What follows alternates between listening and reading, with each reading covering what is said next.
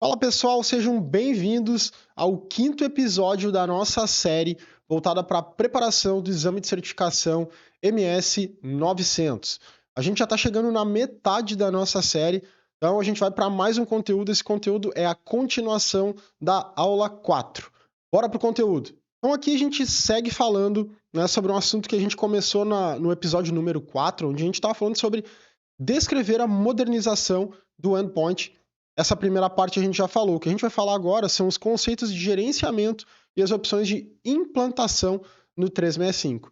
Esse é um ponto muito importante e eu diria que para quem está iniciando agora na parte de gerenciamento, tanto de Office quanto de desktops, pode ser um dos pontos mais complexos de entender. Por quê? Porque aqui a gente vai falar tanto de deploys, como você implementar o Windows como serviço e também o pacote Office, e um dos pontos mais complexos para quem faz gerenciamento de desktop, o controle e gerenciamento dos updates. Então aqui a gente tem uma série de fatores, de canais de atualização, de formas de atualização, de frequência de distribuição, que pode se tornar um pouquinho mais complexo. Então fique ligado, preste bastante atenção, porque aqui é um conteúdo bastante relevante. Não só para a prova, né, para o seu dia a dia como um gerenciador de aplicação e um gerenciador também de dispositivos, de desktops, de endpoints. Isso é super importante. Então vamos ver o que a gente vai falar nessa aula de hoje.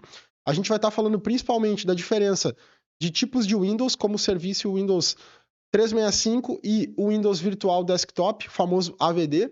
Vamos falar sobre as formas de implementação, que são os anéis, os rings de deploys, famosos rings, e também modelos de implementação, como que a gente pode fazer para ter diferentes tipos de distribuição, qual que é o formato que cada um funciona, e o gerenciamento de atualização, que aqui a gente vai ter uma série de fatores, as frequências, os canais, como que a Microsoft distribui tudo isso para que a gente possa estar implementando no nosso ambiente, escolhendo os canais corretos de acordo com a nossa necessidade. Então, entrando no primeiro ponto, comparando os recursos onde você pode trabalhar com o Windows 365 e o Azure Virtual Desktop, o AVD. Importante a gente saber, o Windows 365 é o formato mais moderno que a gente tem hoje de desktop. Eu digo mais moderno porque é o mais atual. Quando eu estou falando mais moderno, não significa que eu esteja dizendo que é o melhor.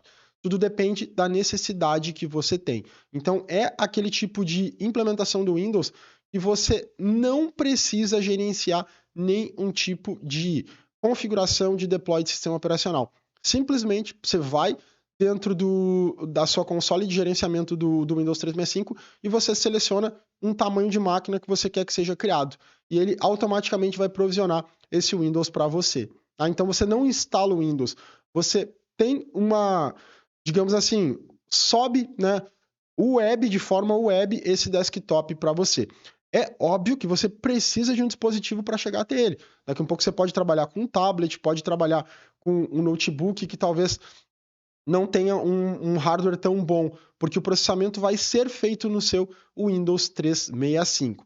Muitas empresas têm implementado principalmente para o formato de trabalho remoto, né, onde muitas vezes a gente fala da questão do BYOD, do Bring Your Device, ou seja, o usuário está remoto, mas a empresa tem uma política acordada com o usuário que ele vai usar o próprio dispositivo dele de casa. Ou seja, se eu tenho o meu computador pessoal, eu vou usar ele como uma forma de acesso para que eu possa chegar até o meu Windows 365. Tá? Então, eu vou conectar em cima desse Windows. Quando que eu devo utilizar o Windows 365? Tá? Facilidade dele de fazer o deploy automático, você não precisa instalar o Windows, isso é um ponto muito legal. Eles são computadores que rodam em nuvem, tá? Os dois formatos que a gente vai falar aqui são de computadores que a gente roda em nuvem. A gente pode acessar ele de qualquer dispositivo. Isso tem um ponto de facilidade muito grande. O AVD também, tá? O Azure Virtual Desktop também tem isso. Mas quando que a gente vai utilizar, tá? Ponto importante, ele não é um computador para ser muito customizado, tá? Embora você possa instalar alguns recursos, mas ele não é uma máquina para que você trabalhe com a customização muito grande. Ele geralmente é aquele tipo de máquina que você vai implementar para um setor, por exemplo, que vai trabalhar só com pacotes do Microsoft Office, né? Vai usar uma tabela de Excel, vai usar um Outlook, vai usar um PowerPoint, ou então vou trabalhar com aplicações totalmente browser, que eu vou conectar no browser, vou logar na aplicação e vou utilizar esse tipo de serviço. A ideia dele não é que você customize muito o sistema operacional, que você tente utilizar ele de forma mais nativa possível, tá? Ele facilita o gerenciamento, porque basicamente você tem uma área de trabalho já pronta para você, provisionado de forma completamente automática, e ali você vai ter integração dele nativa com todos os outros produtos da Microsoft, principalmente na questão de Microsoft Office, tá? Então é uma boa estratégia, né? Tem um certo custo, muitas vezes você utilizar o Windows 365 pode sair um pouco mais caro, tá? Já vou explicar por quê. Segundo ponto da gente trabalhar com desktops virtualizados dentro de um ambiente de nuvem, né, é o Azure Virtual Desktop. Essa é a solução basicamente de VDI da Microsoft, né, de virtualização da infraestrutura de desktops. Ela se popularizou muito a partir do período que a gente teve esse boom, começou a bombar a questão do trabalho remoto, né, que foi aí em meados de 2 anos para cá. A gente tinha a versão antiga, que era o WVD, que era o Windows Virtual Desktop, e agora se chama Azure Virtual Desktop, AVD, e ele tem crescido bastante. A Microsoft tem trabalhado muito para incorporar novos recursos, novos pontos de melhoria e principalmente na parte de administração, né? A gente tem ferramentas de mercado aí que são líderes ainda, como por exemplo o Citrix, que é uma das ferramentas mais poderosas para a gente fazer gerenciamento de desktops. Mas o AVD tem crescido muito, tem ganhado muito, principalmente em ser um recurso Microsoft, para quem já tem toda uma questão de Microsoft no seu parque, questão de licenciamento, você pode ganhar aí um bom save no seu custo por estar trabalhando já no ambiente Microsoft. Quando a gente fala de AVD, de Azure Virtual Desktop, você tem todo aquele trabalho de provisionamento do seu desktop. Então, o ponto legal aqui é, se eu quero criar uma imagem que vai ser utilizada, por exemplo, pelo setor financeiro, que tem lá 5, 6, 7 aplicativos específicos do financeiro, eu posso criar uma imagem dentro da minha máquina, posso subir um Hyper-V, criar uma imagem, por exemplo, de Windows 10, de Windows 11, levar isso para o Azure e fazer deploy dessas imagens a partir da imagem que eu criei. Então eu consigo colocar um desktop completamente personalizado, diferente do que a gente tem no Windows 365. Tá? Então esse é um ponto positivo. Né? Eu vou subir a máquina exatamente como eu quero, eu vou customizar essa máquina exatamente como eu quero, e aí simplesmente eu faço o deploy dela. Formato de acesso, muito parecido com o 365. Você vai acessar a web, você precisa de um dispositivo para conseguir chegar até lá. Você pode usar o seu desktop, seu notebook, você pode usar o seu tablet para chegar até esse computador. O ponto importante é que a máquina na qual eu faço acesso, ela não precisa ser uma máquina com uma capacidade de hardware muito grande, porque o meu processamento vai acontecer em cima daquela estrutura na qual eu estou acessando, né? Na estrutura que está ou no Windows 365 ou no Azure Virtual Desktop. É claro que quando eu estou trabalhando com o Azure Virtual Desktop, eu tenho uma demanda um pouco maior, eu tenho um trabalho de manutenção um pouco maior, porque eu vou gerenciar todas essas imagens. Mas o ponto positivo é que eu tenho uma customização que eu consigo instalar exatamente tudo aquilo que eu quero e provisionar essa imagem para a quantidade de pessoas que forem. Ponto muito importante, tá? Eu consigo, né? Aqui é um ponto que pode fazer diferença, otimizar muitas vezes esse custo. Por quê? Como que ele vai trabalhar? Eu tenho 2 formatos de trabalho dentro do Azure Virtual Desktop. Eu posso trabalhar com a parte onde eu tenho um pool compartilhado, né? E aí é muito parecido com o nosso antigo Terminal Service, com RDS, né? O Remote Desktop Service. Ou seja, eu provisiono uma máquina com um hardware um pouco maior e eu consigo entregar várias sessões para usuários. Então eu posso dizer que dentro daquela máquina eu tenho 10 usuários conectando. Então eu tenho uma máquina para servir sessões para 10 usuários. Cada um tem a sua sessão de área de trabalho segmentada, mas está todo mundo dentro da mesma máquina. Isso gera uma economia, né? Eu consumo aquele recurso que eu provisionei de uma máquina quase na totalidade. Isso faz com que a gente tenha aí uma redução de custo. E se eu tiver algum tipo de necessidade, por exemplo, eu quero entregar um computador para a área de engenharia da minha empresa. E aí daqui a um pouco eu tenho que trabalhar com aplicativos mais pesados, com AutoCAD, com aplicativos de planta, né? Aplicativos que consomem um recurso maior. E aí eu posso criar máquinas personalizadas, né? Eu consigo, não, para o setor de engenharia a máquina precisa ser mais robusta, então eu posso ir lá e posso criar máquinas maiores e entregar uma máquina por usuário, né? Não, aqui eu não posso trabalhar com recurso compartilhado, então eu posso ter o formato personal, uma máquina por usuário, e posso ter o formato pooled, que a gente chama, que é entregar uma máquina ou um conjunto de máquinas para N sessões. E aí funciona muito bem, a gente tem uma economia de custo. Eu consigo também, a partir do Azure Virtual Desktop, Se eu não quero entregar a área de trabalho completa, eu posso entregar somente o aplicativo. Muito parecido no que a gente tem lá no Windows Server, no RDS, com o Remote App, né? Então eu posso entregar somente o aplicativo. Olha, eu quero que esse usuário tenha apenas... Dá um exemplo, né? Eu vou entregar o aplicativo do Office, somente o Outlook, somente o PowerPoint. Ele clica e vai abrir somente uma janelinha do aplicativo. É como se eu tivesse emulando aquele aplicativo, eu não enxergo mais nada por trás dele. Tá? Isso é legal também para você entregar somente uma porção reduzida para o seu usuário, tem um consumo de hardware menor. Isso a gente não consegue fazer no Windows 365. Tá? Então, isso é muito bacana. E aí a gente consegue gerenciar essas áreas de trabalho. Você pode trabalhar nos dois formatos, Remote App ou entregando a área de trabalho padrão para o seu usuário. São formatos completamente diferentes, os dois entregam o Windows, mas como eu falei, em resumo, um menos customizado, com a ideia de você entregar uma área de trabalho muito parecida para o seu usuário, né? Aqueles usuários todos que vão trabalhar dentro do mesmo modelo, e um segundo, onde eu vou entregar um gerenciamento mais personalizado para o meu usuário, onde eu consigo customizar e inclusive subir as minhas próprias imagens. Vou mostrar aqui um pouquinho para vocês, deixa eu pegar aqui o meu browser, essa é a tela de configuração do Windows 365, tá? Então, vou só passar rapidinho aqui nos planos. É legal vocês navegarem até aqui e darem uma olhada para vocês entenderem como funciona. Logo que a Microsoft lançou isso, o que aconteceu? Você conseguiu usar um trial, criar o seu PC trial no 365. Muita gente começou a utilizar, faltou recurso, e eles tiveram que estopar esse processo de trial para você validar como funciona. Então aqui você tem planos Basic, o plano Default, aqui um padrão e um Premium.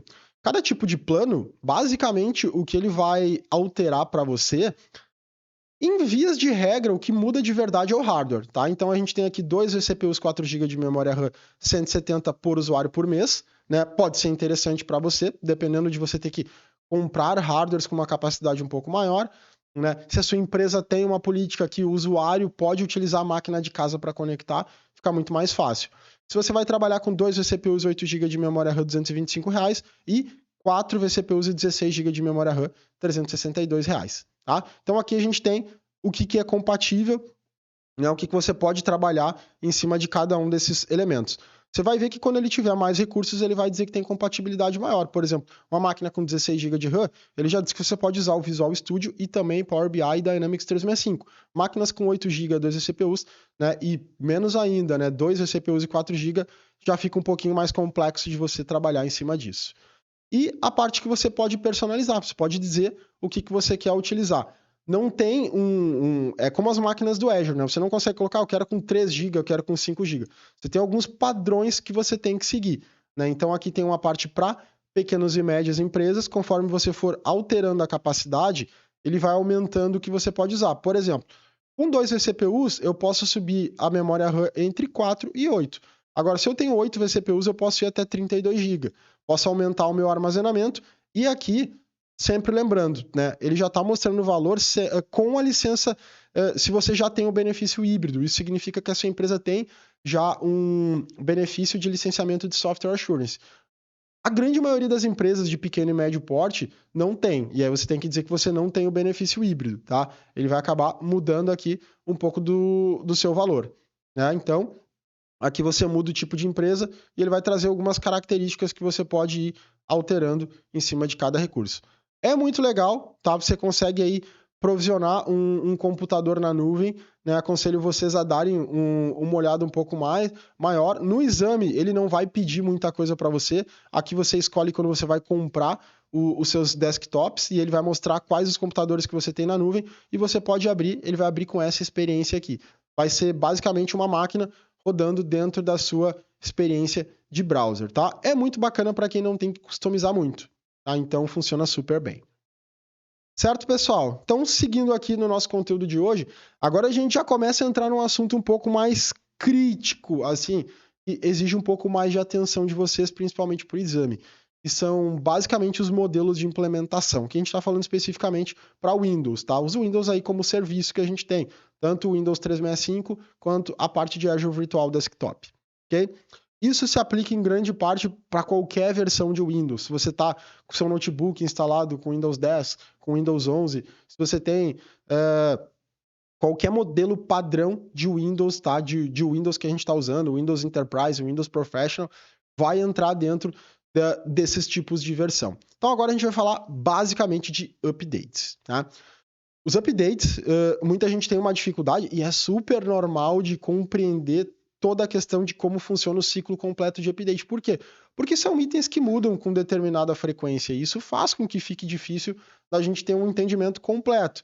Só quem trabalha diretamente ou durante um bom tempo trabalhou com o gerenciamento de desktops. Quando eu falo gerenciamento de desktops, é aquele cara que faz deploy automatizado das imagens, que atualiza imagem, que faz deploy de updates, que faz deploy de aplicativos, né? Isso é quem trabalha com gerenciamento de desktop. Quem já gerenciou uma rede com 1.000, 2.000, 5.000 desktops, sabe o quanto é complexo você fazer isso, né? Gerenciamento de desktop é algo que demanda muito tempo, demanda muito esforço, por mais que a gente tenha ferramentas. Ah, mas eu tenho no meu ambiente lá um WSUS, eu tenho um Configuration Manager. Mesmo assim, né? Não é pegar um update e mandar deploy e ele vai fazer o deploy com sucesso de 100% do seu parque. A gente sabe que não é assim que funciona, que a gente tem muitos problemas que precisam ser contornados e que nem tudo vai automaticamente, certo? Mas vamos lá. Versões de atualizações que a gente tem hoje, tá? Basicamente, a gente tem duas entregas, que são atualizações de recurso e atualizações de qualidade. O que é cada uma dessas, tá? Vou começar pelas mais comuns, atualizações de qualidade. Hoje, basicamente, a Microsoft não nos entrega como era lá na época do Windows 7 ainda. O Windows XP, o Windows Vista, o Windows 7, a gente recebia como os updates, tá? Chegava lá no Patch Tuesday, que a gente fala. O que é o Patch Tuesday? É a terça-feira de aplicação de pacote. Toda segunda terça-feira de cada mês, é o dia oficial, é o Patch Tuesday, tá? Que é o dia que a Microsoft libera os updates. Esse termo Patch Tuesday, ele é usado por várias marcas, por Microsoft, por Adobe, por exemplo. Tem uma série de fornecedores que usam essa data clássica para atualização. Ele é um termo que foi inventado pela Microsoft lá na época do XP. O Patch Tuesday surgiu em 2003. Tá? Então, lá na época do Windows XP começou. Beleza, vamos botar o Patch Tuesday. A Microsoft que lançou esse termo e toda segunda terça-feira de cada mês é o dia de lançar deploys. Beleza. Falando de Windows XP, Windows 7, Windows Vista, toda vez que a gente tinha os updates, vocês vão lembrar disso, que é um pouquinho mais antigo aí como eu, a gente recebia determinado mês, olha, tem 30 updates para atualizar, tem 50 updates, tem 15 updates. Por quê? Porque a gente vinha, eram liberados os updates de forma muito granular. Ah, eu poderia ter 10 updates de segurança para o Windows, 15 para o meu pacote Office, atualizações de qualidade e assim uma série de fatores. Então, toda vez que chegava, todo mês, a gente tinha lá 50, 70, dependendo do que você tinha instalado na máquina, aumentava ou diminuía a quantidade desses pacotes, né? Todo mês saía, se você ficasse lá 3 meses sem atualizar, na hora que você ia mandar o deploy para uma máquina, você tinha mais de 100 pacotinhos, né? KBs, os famosos KBs, para que você pudesse instalar.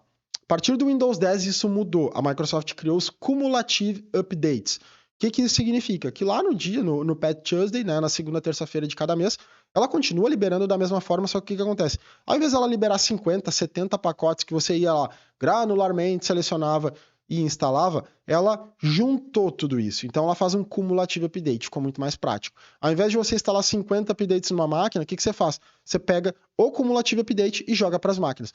É um pacotão, né? Um pacotão muito maior, um pacotão grande, mas o que ele nos traz? Ele nos traz todos esses updates, como diz o nome, cumulative update, acumulados. Então, se eu estou no mês de abril de 2023, eu tenho hoje um pacote. Se lá no mês o pacote de abril, se lá no mês passado, tá? No mês de março eu não instalei o Cumulative Update, eu instalando de abril, ele já está trazendo todas as atualizações acumuladas, ou seja, eu não preciso instalar o pacote de março para depois instalar abril. Instalei abril, já corrigiu todos os meses que eu tinha de defasagem. É um pacote maior, a gente tem que ter um cuidado pela questão da distribuição do tráfego de rede que ele vai gerar na sua rede interna. Se você não tem um controle centralizado, daqui a pouco você tem 100 máquinas, todo mundo buscando na internet, e isso pode gerar um problema. Mas geralmente a gente tem um gerenciador, um System Center, um próprio WSUS, que é um download único da internet e depois ele distribui para o seu parque. Então, esses são os updates de qualidade. Todo mês ela está entregando uma melhoria, uma correção de bug, algo que está geralmente trazendo uma maior qualidade para o seu sistema operacional. E também a parte mais complexa, né? Mais importante, que são os updates de segurança e os updates críticos, tá? Isso você tem que instalar sempre. Crítico e segurança tem que estar sendo instalado, porque são as correções de falhas, de possíveis brechas aí que pode ter sistema operacional e qualquer aplicativo que a Microsoft está corrigindo. Sempre instale esses updates, pessoal. Crítico e segurança não devem ser deixados de lado nunca. Updates ajudam a combater falhas que pode causar uma invasão no seu ambiente e uma perda de dados, certo? E aí a gente tem as atualizações de recurso. O que são os recursos? Aí é uma atualização maior, é quase um compilado do sistema operacional. E a Microsoft coloca features novas, coloca um novo elemento dentro do seu sistema operacional que ele não existia, né? Por exemplo, mudei o formato de barra. Uma que eu achei muito legal, vou abrir aqui, por exemplo. Olha, eu tenho dentro do meu Explorer, eu tenho abas agora no Explorer, tá? Isso aqui é uma feature, né? Um recurso novo que vai entrar dentro de uma atualização de recurso, que são aquelas que ocorrem em determinados períodos, geralmente 2 vezes por ano, tá? Geralmente lá em março e em setembro, final 03, final 09. A gente teve agora uma última que foi lançada, a 22H2, que trouxe vários elementos novos. Isso é basicamente uma compilação nova do sistema operacional. E aí vem recursos, geralmente 2 vezes por ano, ok? Qualidade todo mês com cumulative update e recursos geralmente 2 vezes por ano. Então, isso é super importante você saber, você tem que entender isso para que você possa acertar no seu exame e também isso vai te ajudar a gerenciar seus updates, suas atualizações de sistema operacional e aplicativos no dia a dia. Canais de serviço, tá? Ponto super importante também. Esse aqui eu vou abrir cada um deles. A gente fala de Windows Insider, canal de disponibilidade geral e canal de serviço a longo prazo, tá? Então, o que é o Windows Insider? O Windows Insider é basicamente aquela primeira versão de update que você recebe. Isso é um programa que existe. Se você quer participar do Windows Insider, você pode ir no seu sistema operacional e se inscrever. Procura no seu Windows aí, Windows Insider, e você se inscreve nesse canal. O que acontece com o Windows Insider? Toda vez que a Microsoft vai liberar um update, antes de ir para o Patch Tuesday, né, para a segunda terça-feira do mês, e liberar para todo mundo, para o público geral, ela libera para quem faz parte do programa Insider. Então você vai ser uma das primeiras pessoas a receber os updates. O que isso tem de benefício e de problemas? Benefício. Você vai receber primeiro que todo mundo de público geral as atualizações. Então você vai poder testar, você pode ter aí um certo relacionamento com a Microsoft, você pode mandar feedback sobre aquele tipo de recurso. Tá? Isso é legal, né? Você é o primeiro cara a receber as novas funcionalidades. Antes de todo mundo, você já está recebendo as novas funcionalidades.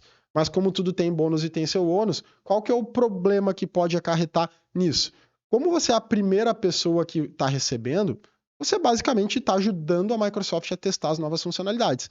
E isso pode trazer inúmeros problemas. Por exemplo, você pode causar um mau funcionamento, daqui a um pouco pode crashar essa máquina, daqui a um pouco pode dar uma tela azul, daqui a um pouco você pode ter um problema de performance. Depois que eu instalei essa atualização, o Windows está com consumo de memória maior, consumo de CPU maior. Isso é super comum de acontecer, tá? Então, se você quer ser um Windows Insider, é muito legal. Procure um Windows Insider aí na internet, vocês vão ver que tem vários relatos legais de pessoas que criam aí relacionamento com a Microsoft, atuando como o Windows Insider.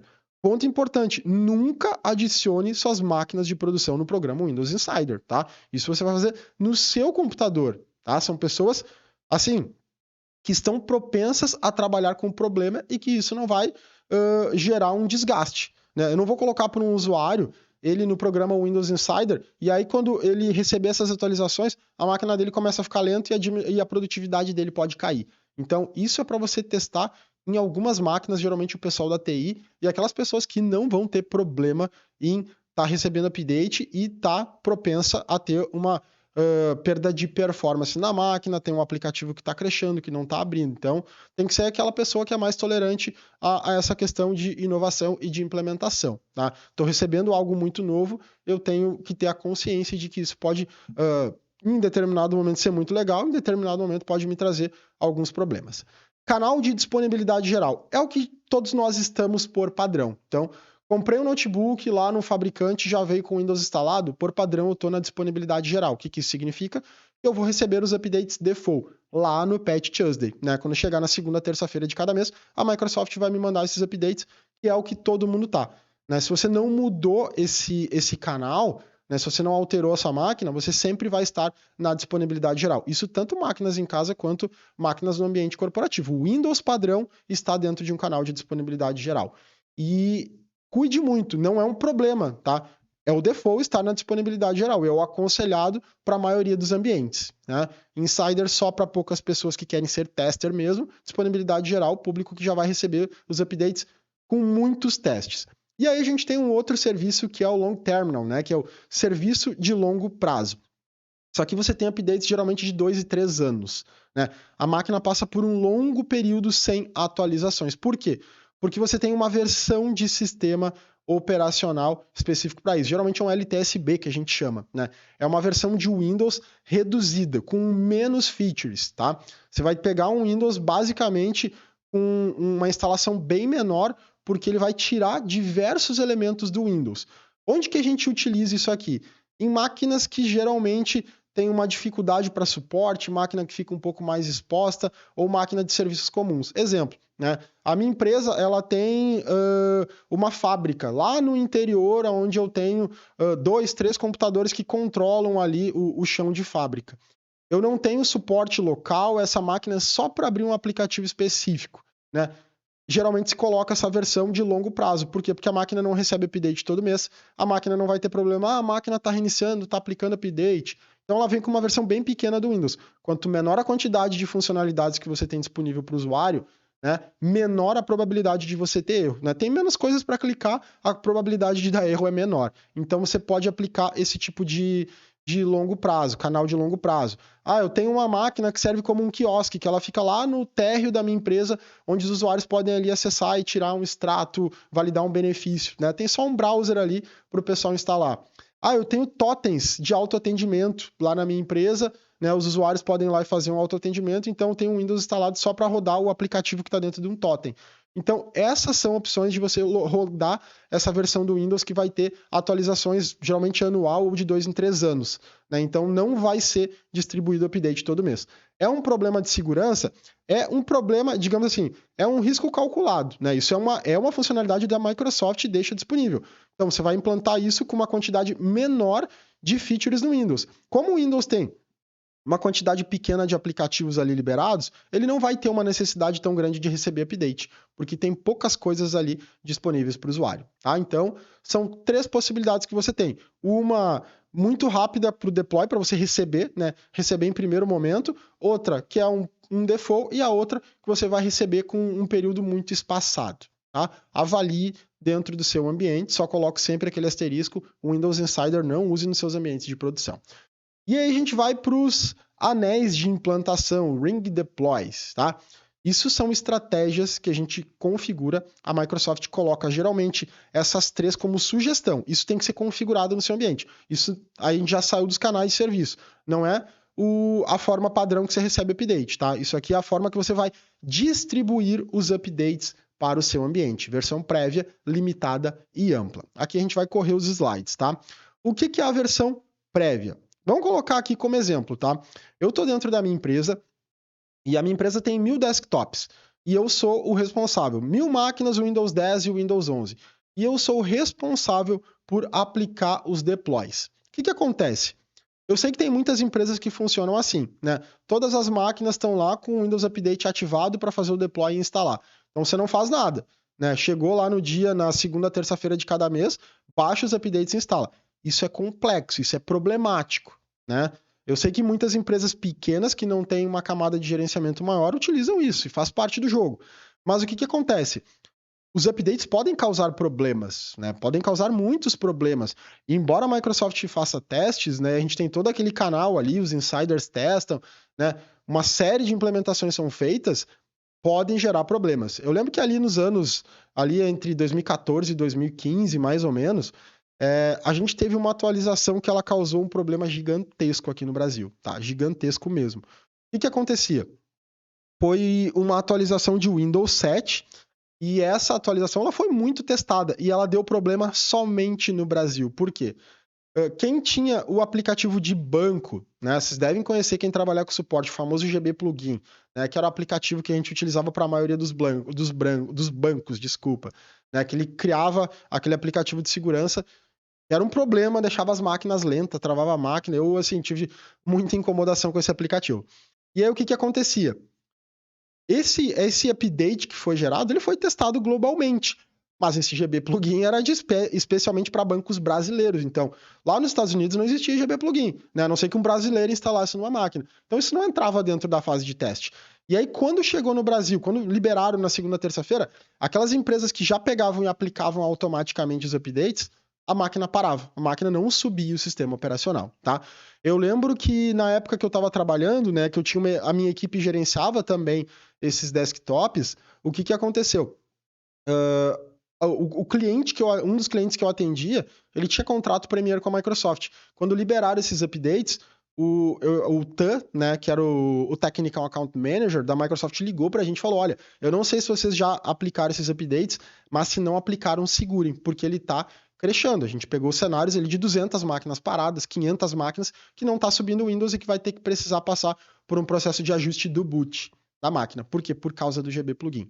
Né? Pode ser que você, usuário, instalasse na sua máquina, não tinha aquele plugin, não ia acontecer nada.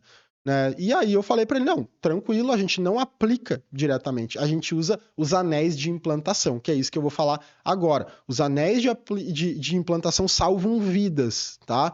Por quê? Como que funcionam os anéis de implantação? Aqui eu estou colocando as 3 sugestões da Microsoft, mas no seu ambiente você pode ter daqui a um pouco 5 anéis de implementação. Tá? Então eu tenho aquelas 1000 máquinas que eu tenho que implementar.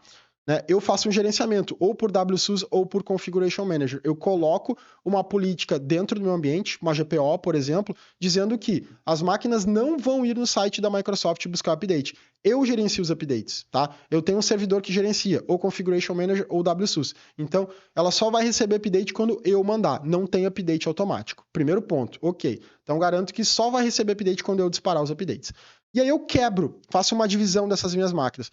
Eu tenho 1000 máquinas no parque, tá? Chegou lá na segunda, terça-feira de cada mês, eu crio um anel, né? O que é esse anel? É um conjunto de máquinas de prévia. Então eu posso pegar a minha máquina, eu sou o administrador, e mais ali daqui um pouco, 2, 3, das 1000 máquinas eu pego 10 máquinas no meu ambiente. Geralmente eu vou pegar o pessoal da TI, que é um pessoal que tá ali, né, atendendo o público geral, e vou usar. Olha, pessoal, essas máquinas aqui de vocês são máquinas que a gente vai largar os primeiros updates. Não é o Windows Insider, tá? Que eu tô falando ainda de ser as primeiras máquinas que vão receber o update lá quando a gente chegar no Patch Tuesday, tá? Chegou a segunda, terça-feira de cada mês, eu vou lá no meu Configuration Manager, no meu WSUS, pego o cumulativo update que veio, tudo que veio de update, e mando para essas 10 máquinas, que é o meu anel de implantação prévia, ok? Apliquei nas 10 máquinas, e a gente está usando, espero ali daqui um pouco, sei lá, 3, 4, 5 dias, depende da política de implementação do seu ambiente. Testei por 5 dias, a gente já reiniciou a máquina,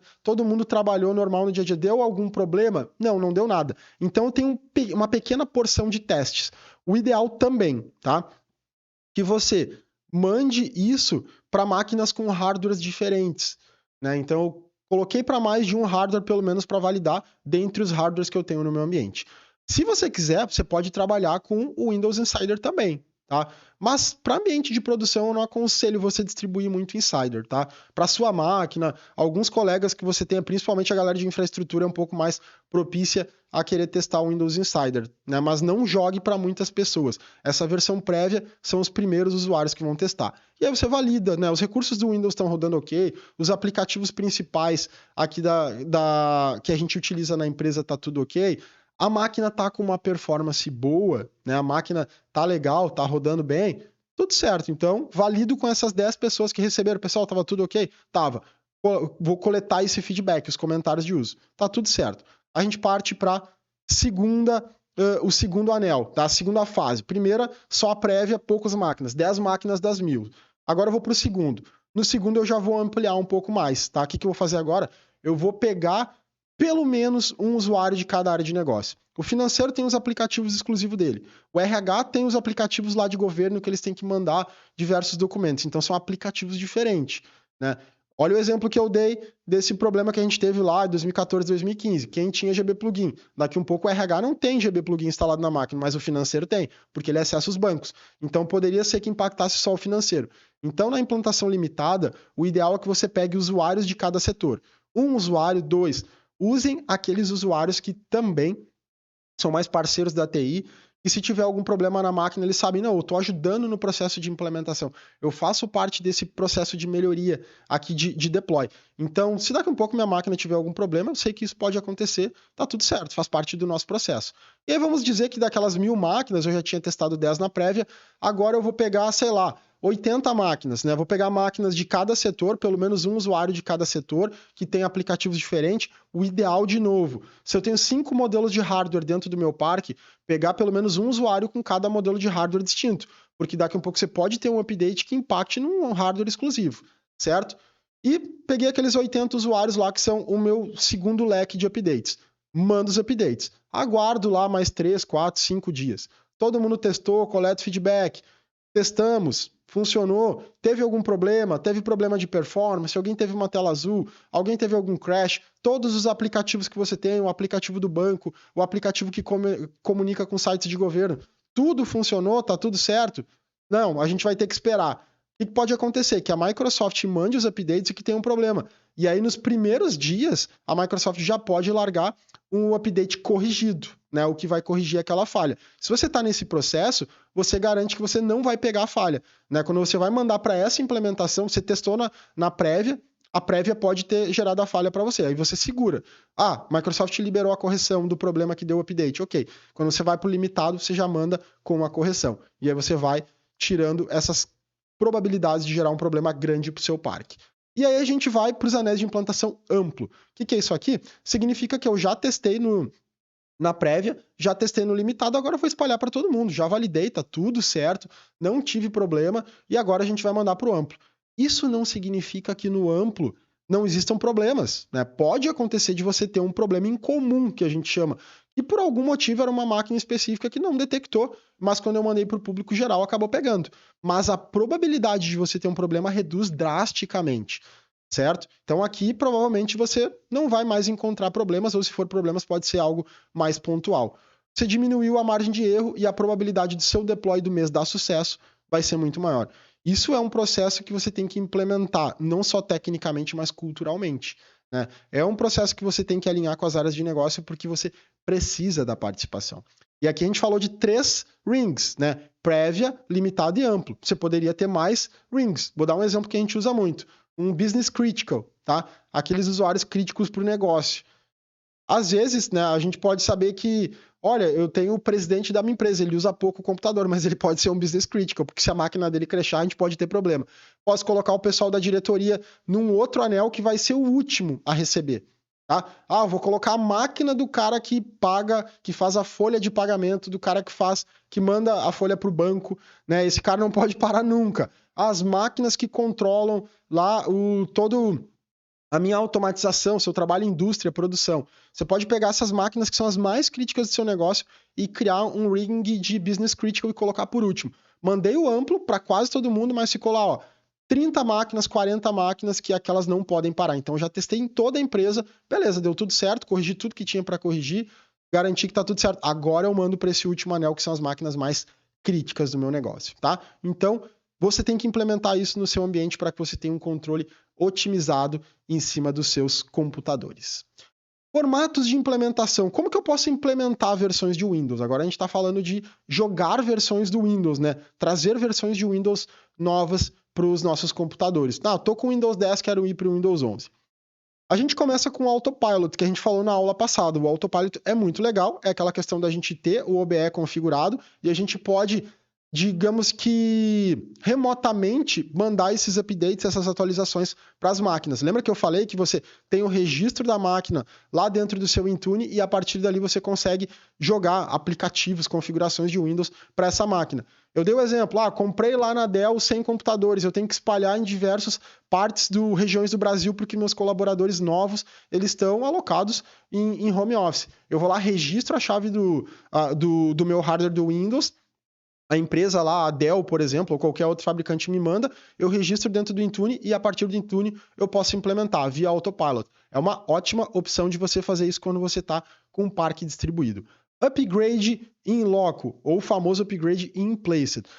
Isso é algo que a Microsoft recomenda e que muita gente, inclusive eu, tinha um certo preconceito sobre isso, tá? Por quê? Porque quem é lá um pouco mais antigo vai entender o que eu tô falando. Quando você tinha um Windows 7, por exemplo, quando saiu uma versão nova, olha, saiu o Windows 8, você tinha a opção de fazer o auto-update. No Windows 7 era até mais tranquilo, né? Mas versões mais antigas isso era mais complexo. O que eu podia fazer?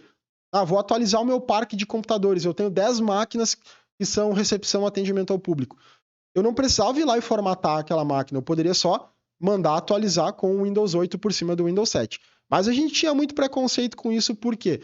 Porque muitas vezes a performance da máquina não ficava boa, ele criava aquele Windows.old, inflava o HD de uma forma muito grande, e a gente sempre pensava, não vai ficar boa, a máquina já está com SO ali, não vai ficar legal, vai ficar lenta, vai dar problema. O melhor é o quê? Formatar essa máquina. E eu fiz muitas vezes com equipes da gente fazer pelo próprio System Center, jogar a imagem nova para a máquina está com Windows 7, vou jogar o Windows 8, vou jogar o Windows 10. Lá nas tasks que a gente criava do MDT, né, do Microsoft Deployment Tool, mandava fazer o backup dos dados do usuário, formatar o HD e jogar a imagem nova. Isso gerava um trabalho muito grande, por mais que você tivesse o processo todo automatizado. Mas a Microsoft, né, eu lembro que para mim a Microsoft me recomendou, não precisa mais fazer isso. O sistema operacional ele já está pronto para receber o update in place, ou seja, você tem a versão e jogar a nova versão por cima. E aí isso facilita muito. E a gente começou a trabalhar com esse update in place até para versões de servidor. Então você pode automatizar com essas ferramentas, o processo fica muito mais rápido, você não tem que fazer backup de dados do usuário, facilita muito. Então você simplesmente usa a atualização. Como, por exemplo, provavelmente na sua máquina você tinha o Windows 10, chegou em determinado momento que a Microsoft começou a falar, olha, você pode fazer o update do Windows 11. E simplesmente você aceita e ela vai lá e atualiza o seu SO. Então isso pode ser feito em sistemas operacionais dentro do seu ambiente corporativo também. A gente chama isso de formatos de implantação moderna. Implantação dinâmica, né? Quando você simplesmente muda a versão do seu SO. Ativação de assinatura. Isso melhorou muito aí nas últimas versões a partir lá do Windows 10. Você tem uma versão do Windows 10, por exemplo, que você comprou. Eu comprei minha máquina lá na Dell e a máquina veio com o OEM de Windows Home. Se eu tenho uma licença de Windows 10, Windows 11 Pro, Enterprise, eu simplesmente pego a chave que eu tenho, vou lá e digo no meu sistema operacional que eu quero mudar a chave de ativação. Coloco aquela chave. O próprio Windows reconhece, olha, essa chave ela é uma chave que não é de Windows 11 Home, ela é o Windows 11 Enterprise. Ele vai lá e vai atualizar o sistema operacional e trazer o sistema com as novas features que são liberadas com aquela chave de Enterprise ou de Pro. Então isso é muito legal. Né? Você não precisa mais formatar a máquina para botar uma versão Pro ou uma versão Enterprise. Simplesmente você muda a sua chave de ativação, né, da assinatura e ele vai fazer automaticamente isso para você. Isso é muito bacana. Dispositivos ingressados, né? Como a gente falou, gerenciamento pelo Intune. Se eu tenho o dispositivo ingressado lá no Azure Active Directory, eu posso usar o Intune, por exemplo, para MDM. Né? Lembra que eu falei UMA, gerenciamento de aplicativo, e MDM, gerenciamento do dispositivo. Então você controla o seu dispositivo todo ele pelo Intune, pode aplicar políticas e configurações. E pacotes de provisionamento, né? Configurar dispositivo sem o MDM. Então você pode usar a ferramenta que a gente chama de o Designer, né? Para montar pacotes para o seu Windows e fazer a distribuição. Bem menos usual, bem menos utilizado, tá? Esses pacotes de provisionamento, você tem que ter um builder para construir essa imagem do pacote e fazer a distribuição. Então, bem menos utilizado nos dias atuais. E o modelo tradicional, que não é o que eu recomendo hoje para você, tá? Que era aqueles formatos que eu acabei de falar que a gente usava antigamente. Modelo de bare metal, né? Dispositivo completamente limpo, instalar uma imagem toda nova. O famoso boot PXE, dava boot pela rede, ele chegava na máquina, limpava a instalação e você ia lá e jogava. Atualizar, né? Notem que aqui não é o upgrade in place, é atualizar. Ele reimplantava, né, salvando todos os estados do usuário. É quando a gente saía do Windows 10 para o Windows 11, por exemplo. E aqui lembrem que a gente tinha um ponto muito importante que a gente não tem mais. Agora que eu olhei ali, a gente tinha Service Packs, né? De tempo em tempo, o Windows lá XP tinha 3 Service Packs, se não estou enganado. O 7.2 não tem mais Service Pack hoje. Hoje são as atualizações de recurso, que é aquelas que eu falei 2 vezes no ano, geralmente. E a substituição, que é o que a gente precisava fazer, porque geralmente quando tinha, digamos, a virada de um sistema operacional para o outro, a gente tinha que substituir o recurso, substituir o dispositivo, né? Tem que trocar aquela máquina para botar o Windows 7, porque ela rodava o Windows XP e ela precisa de mais hardware. Isso hoje os computadores já não sofrem tanto, tá? Então, esses formatos aqui, eles já estão ficando legados, tá? A gente está indo muito pro upgrade in place, né? Atualização em loco, que é o próprio Windows já entender que ele tem que fazer aquela atualização. E você não é instalar mais por cima como a gente fazia aqui nesse atualizar, tá? É justamente o sistema operacional se transformar numa nova versão. Então, esses são formatos de como a gente pode fazer a implementação. Agora falando um pouquinho sobre os métodos de implementação do Microsoft 365 Apps, ou seja, o famoso pacote Office, né? O nome já não é mais pacote Office, é 365 Apps, mas a gente está falando justamente do pacote do Office como um todo. Agora a gente sai um pouco da questão do Windows e a gente vai para a questão do Microsoft 365 Apps. Tudo isso, né, a gente usa o método de escolha muito parecido com aquilo que a gente está trabalhando dentro do Windows também. Lembrem-se que o pacote do 365 Apps ele é um pacote grande. Quando a gente está falando de um pacote Office completo, ele pode ter mais de 500 MB. Qual o melhor modelo que a gente pode utilizar? Depende do seu ambiente, depende da quantidade de máquinas, depende de onde os seus usuários estão alocados, depende da largura da sua banda e depende do quanto você quer customizar esse pacote, tá? Primeiro, dos 4 modelos que a gente tem aqui, para ambientes maiores, redes grandes, vamos pegar o mesmo exemplo que eu estava dando no Windows, uma rede que tem 1000 clientes. Se eu quero implantar o pacote do 365 Apps, né? Todo mundo tinha uma versão antiga. Vamos dizer que no meu ambiente todo mundo estava com o Microsoft, o Office 2016, né? Não era o 365, era o 2016 ainda. E agora eu quero mandar o 365 Apps para todo mundo. O melhor método para um ambiente corporativo de larga escala, média e larga escala, né? 1000 máquinas, não é um ambiente tão grande assim, mas já é um ambiente que você precisa controlar. O que acontece? Se eu tenho 1000 desktops dentro da minha rede e eu tenho que mandar um pacote de 500 MB para todo mundo, o melhor formato de você fazer isso é através do Configuration Manager, ou seja, você usa uma fonte local. O que isso significa? Que eu vou baixar esse pacote, vou colocar num share da minha rede, e aí, através do Configuration Manager, eu vou orquestrar a distribuição desse pacote, tá? Porque se eu tenho 1000 máquinas e eu baixo um pacote de 500 MB e eu tenho que distribuir esse pacote de 500 MB para toda a minha rede, eu não posso simplesmente mandar agora distribuir para todo mundo. Imagina 1000 máquinas baixando 500 MB. Vai fludar a sua rede, tá? Você vai gerar um gargalo da rede, vai parar a sua rede, porque você vai causar um estresse da quantidade de pacotes que estão passando ali. Então, isso tem que ser orquestrado, principalmente se a minha rede não tem uma performance muito boa, tá? Olha, agora eu vou mandar para 50 usuários, agora eu vou mandar para mais 50, durante a madrugada eu vou mandar para 100, para 200 máquinas, né? Se as máquinas têm lá uma placa de rede, que geralmente as máquinas novas todas têm, né, de você conseguir fazer o Wake Up LAN, que é acordar basicamente a máquina com o pacote do próprio Configuration Manager. Você pode colocar isso na distribuição do pacote, acordar a máquina, usar o Wake Up LAN quando você for fazer o deploy. E aí a máquina pode estar desligada, só tem que estar energizada, e ele vai ligar a máquina e fazer esse deploy. Se você tem um ambiente que tem várias unidades, várias filiais com links menores, mais crítico ainda você precisa ser nesse ponto, tá? Para não engargalar o link e não causar um problema de performance na sua rede. Então, quando a gente usa um modelo de fonte local com Configuration Manager, eu consigo centralizar o download, ou seja, ninguém vai fazer download externo, né? Salvo meu link de internet, consigo orquestrar, ou seja, criar horários segmentados e eu consigo configurar o meu pacote, né? Eu posso dizer, através da instalação do pacote pelo Configuration Manager, por exemplo, que eu quero no pacote do Microsoft Office, só instalar o Word, Excel, PowerPoint e, por exemplo, o Outlook. Posso tirar alguns pacotes. Eu não quero mandar o pacote completo para todos os usuários. Eu posso configurar, por exemplo, o canal de distribuição de atualização. Tudo isso eu posso fazer, ou seja, eu tenho um controle total quando eu vou nesse primeiro modelo, o mais indicado para ambientes de larga escala. Segundo modelo, implantar da nuvem com a ferramenta de implantação do Office. O que é a ferramenta de implantação? É o ODT, tá? Que é o Office Deployment Toolkit. Essa ferramenta, ele é um arquivo do Office que você baixa e você consegue configurar tudo isso que eu falei que você usa no Configuration Manager. Quais os componentes você quer instalar, né? Qual é o pacote que você vai, o modelo de atualização que você quer utilizar. Tem todas as configurações.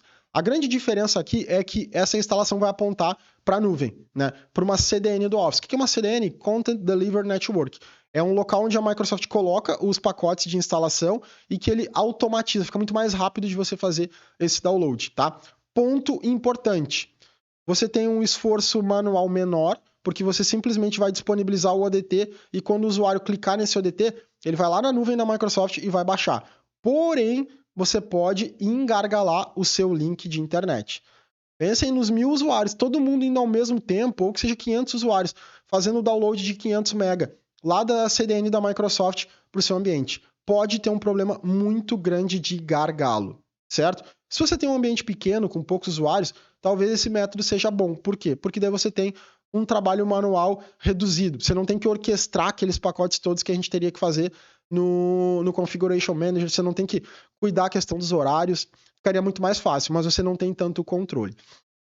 Terceiro ponto, implantar com uma ferramenta local, né, uma fonte local e utilizando a ferramenta do Office. Ele é igual a esse segundo ponto.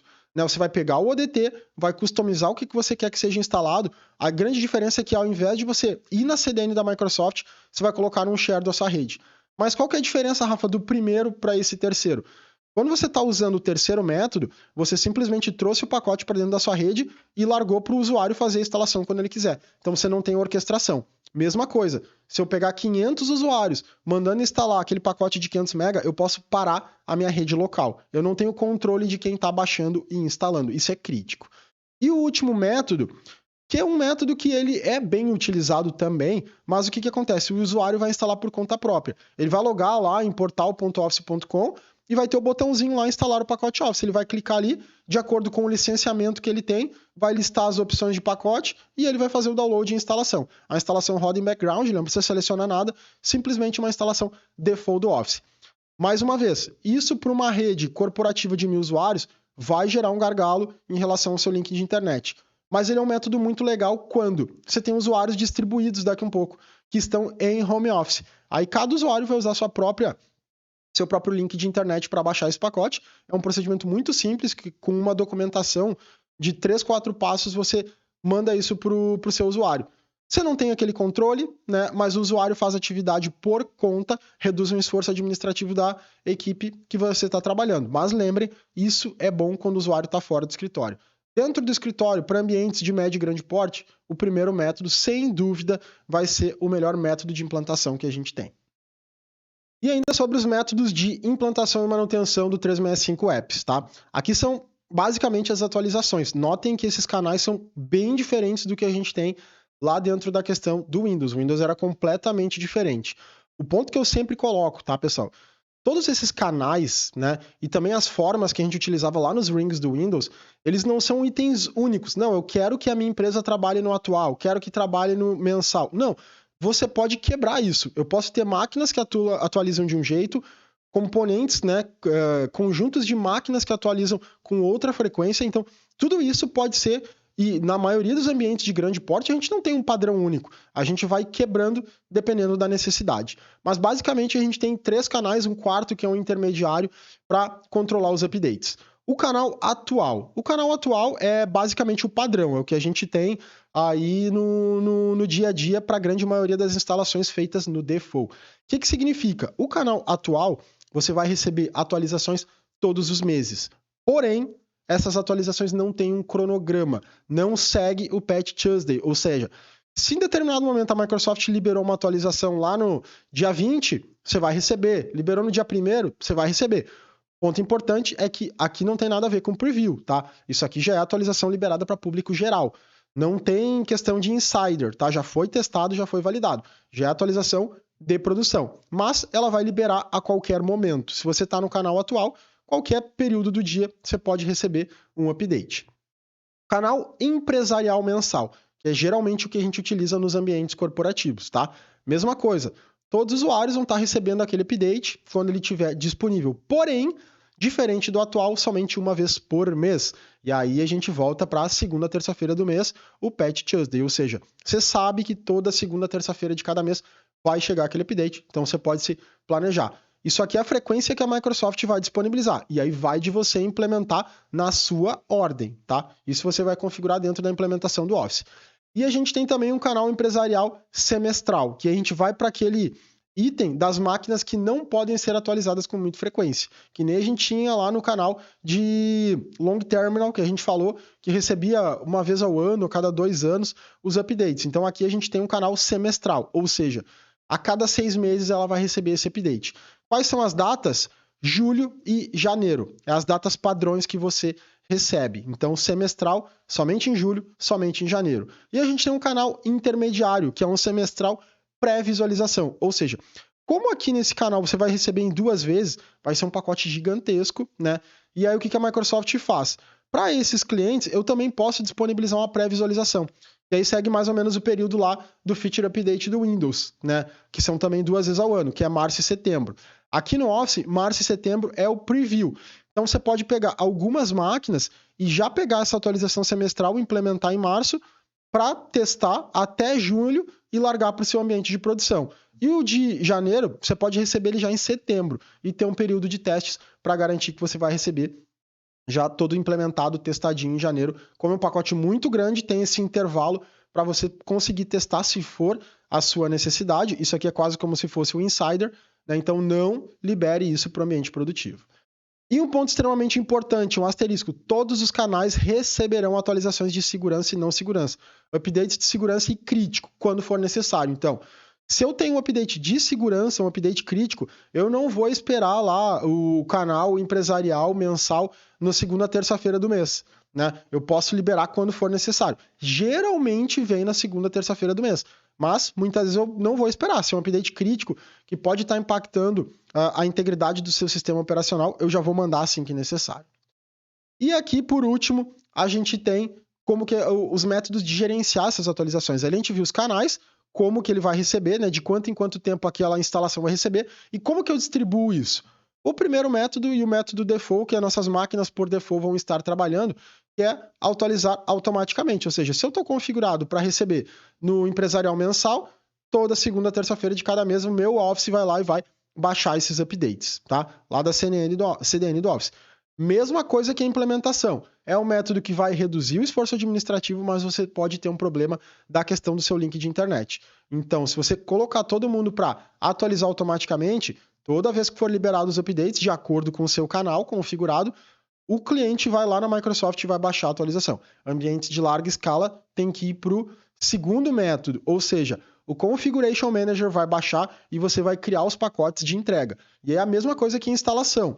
Você vai conseguir gerenciar as datas que você quer liberar, se você quer criar conjuntos de máquina, de localidades diferentes, horários diferentes, fazer o wake up on LAN para acordar as máquinas durante a madrugada e fazer o deploy para garantir naquele momento o usuário não estar utilizando, para não deixar a máquina lenta. Tudo isso segue um padrão muito parecido com a instalação. E também você pode usar o ODT. Baixa ele configurado para sua rede local e ali dentro da rede local o cliente pega. Mas lembrem que, mesmo estando na rede local, pode gerar um gargalo grande dentro da sua infraestrutura de rede, né? Vai concorrer com o seu tráfego local. Então, tudo isso tem que ser implementado de acordo com a sua necessidade. E mais uma vez, essas implementações, tanto a implementação como a atualização, não precisa seguir somente um modelo. Geralmente a gente tem modelos mistos, de acordo com cada cliente você vai trabalhar. Para quem está trabalhando local na minha empresa, eu vou usar o Configuration Manager.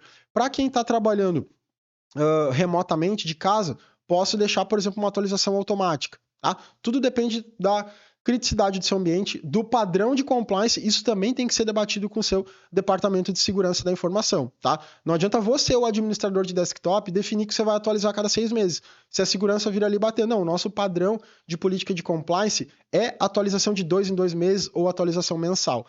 Quem define isso, geralmente, é o setor de segurança da informação, em conjunto com a necessidade do seu negócio. Certo, pessoal? Com isso, a gente finaliza aqui essa 5ª aula da nossa série de MS900. A gente já está chegando na metade do nosso conteúdo. Essa aula foi um pouquinho mais extensa, porque a gente tem muito conteúdo crítico. Espero que vocês estejam gostando desse conteúdo. Se você está gostando, deixa o like, comenta aí embaixo no vídeo para eu ter uma ideia do que você está achando. Compartilha para a galera que está estudando para MS 365 saber que tem esse conteúdo gratuito para ajudar na preparação para esse exame. E a gente se vê na próxima aula aqui no nosso canal, #PartilNuvem. Até lá, pessoal. Tchau, tchau.